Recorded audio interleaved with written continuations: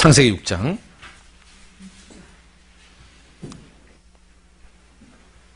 15절.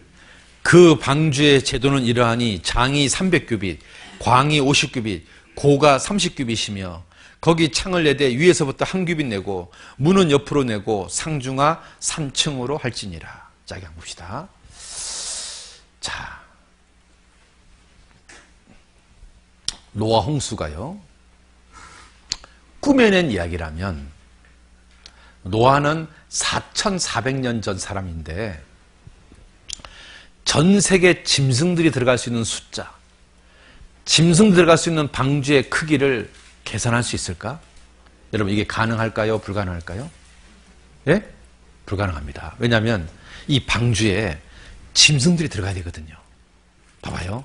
창세기 6, 7장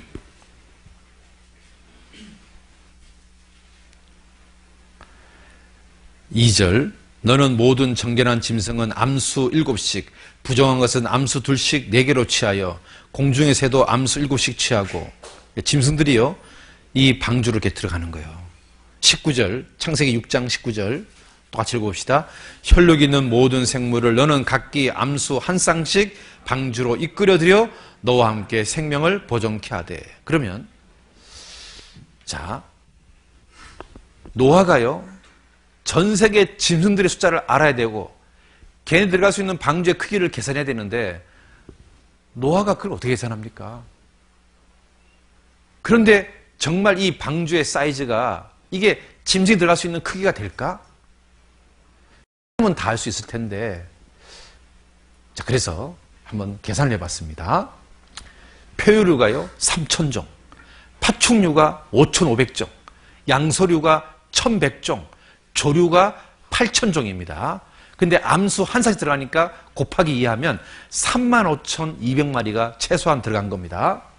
그러면 35,200마리의 평균 크기가 얼마냐? 양 한 마리입니다. 그런데 이 방주에 몇 배가 들어가냐면 3배가 들어갑니다. 3배가. 그러니까요, 방주의 크기가 과학적이다 그 말이에요. 자, 우리요 영상 하나 보겠습니다.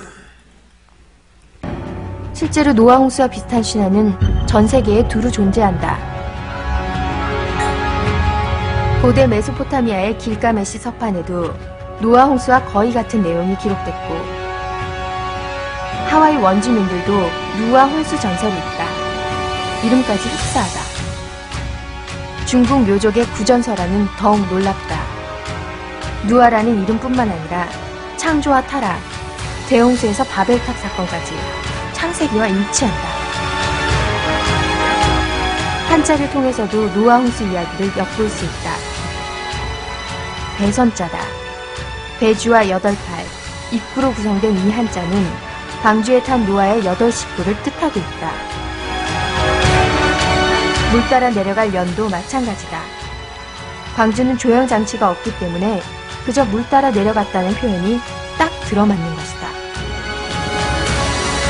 이같이 노아 홍수와 공통된 내용의 신화가 지구 곳곳에 존재한다는 것은, 이것은 더 이상 신화가 아니라 역사라는 것을 말하는 것 같지 않은가? 노아는 600세의 나이에 방주에 올랐다는데 모든 종류의 동물을 어떻게 다 모아서 방주에 실었으며 어떻게 관리했을 것이며, 또 나무로 만든 배가 어떻게 지구 대격변을 견뎌냈을 것이며, 믿음을 시험하는 부분은 너무나 많은데 성경은 여기에 대해서 아무런 설명이 없다. 당연히 가능한 문제라는 듯이. 그런데 어쩌면 정말로 쉬운 문제였을지도 모른다. 하나하나 상식적으로 생각해보자.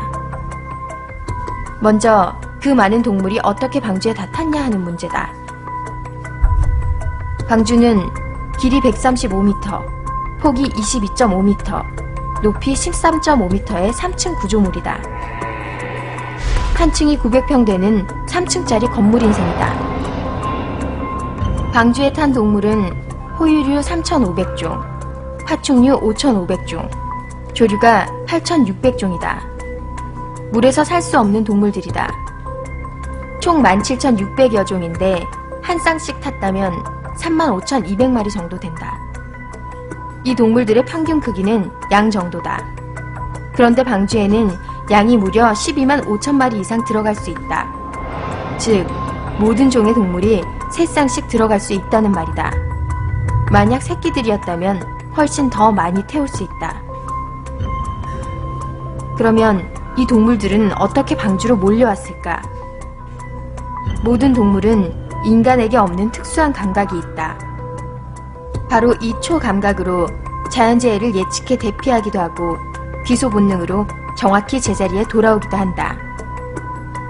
전무후무한 지구 대격변이 일어날 즈음이면 이런 초감각을 통해 창조주의 지시를 받아 지구상 유일하게 안전한 곳, 방주로 향했을 것이다. 그리고 방주로 향하는 길도 그리 멀지 않았을 거다. 왜냐하면 당시에는 모든 동물이 전 지역에 골고루 섞여 살았기 때문이다. 성경에는 추위와 더위에 대한 언급이 홍수 이후부터 기록된다. 태초에는 아담과 하와가 옷을 입지 않아도 불편하지 않았을 정도로 쾌적한 환경이었다는 거다. 이렇게 추위도 더위도 없었던 세상. 지금과는 전혀 다른 홍수 이전의 환경은 노화 현상에도 영향을 미쳐 지금보다 훨씬 긴 수명을 누리게 했을 거다. 창세기에 기록된 인류 족보를 보면 홍수 이후 인간의 수명이 급감하여 오늘날과 같은 수준으로 단축됐음을 알 수 있다. 다음, 이 많은 동물을 어떻게 먹이고 관리했을까? 이 문제는 더 쉽다. 동물은 환경이 급변할 때 놀라운 능력을 발휘한다. 바로 겨울잠과 같은 엄청난 수면 능력이다. 노아 홍수와 같은 대격변이 발생했다면 방주 안의 동물들은